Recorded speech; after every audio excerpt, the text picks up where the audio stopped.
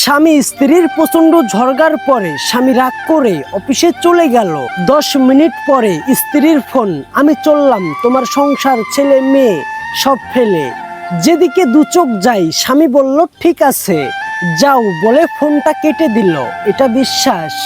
দুপুরে লাঞ্চ টাইমে বাড়িতে এসে দেখে স্ত্রী কোথাও যায়নি, বাড়িতেই আছে এবং রান্না বান্না করে টেবিলে সাজিয়ে রেখেছে।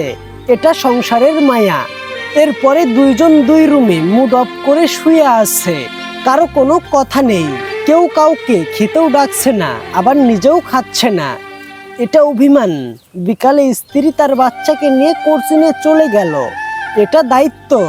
স্বামী বেচারা প্রচন্ড ক্ষুধার্ত হয়ে টেবিলে গিয়ে দেখে 2টি প্লেট সাজানো, 2টি গ্লাসে পানি ঢালা। তারপরে কি যেন ভেবে স্বামী রুমে চলে আসে। এরপরে ঠিক করলো স্ত্রী বাসায় এলে দুজনে একসঙ্গে বসে খাবো। এটা অপেক্ষা। রুমে এসে স্ত্রীর মোবাইলে টেক্সট করলো, তুমি যে কারণে যেতে পারোনি আমি সে কারণে খেতে পারিনি। এটা ভালোবাসা। একটা সম্পর্ক টিকিয়ে রাখতে দুজনকেই সমানভাবে ভালোবাসতে হবে, দুজনকেই সমানভাবে বুঝতে হবে। স্বামী স্ত্রীর ভালোবাসা, স্বামী স্ত্রীর সম্পর্ক ততক্ষণ সুন্দর থাকে যতক্ষণ তারা দুজন দুজনকে বুঝতে পারে, বুঝার চেষ্টা করে। যেই সব স্বামী স্ত্রীরা কথায় কথায় অভিমান করে থাকেন, বিশেষ করে তাদেরকে বলছি, অভিমানটাকে পুষে বড় করবেন না।